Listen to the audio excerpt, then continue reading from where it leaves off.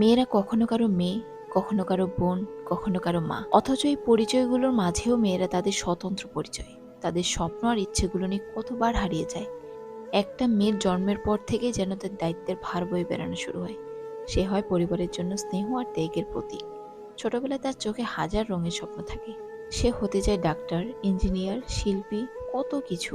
কিন্তু সময়ের সঙ্গে সঙ্গে তার স্বপ্নগুলো ম্লান হয়ে যায় অন্যদের স্বপ্ন পূরণের পথে। আসলে মেয়েদের জীবনটাই এমন এক সমুদ্রের মতো, যেখানে কখনো শান্ত ঢেউ, কখনো তীব্র ঝড়।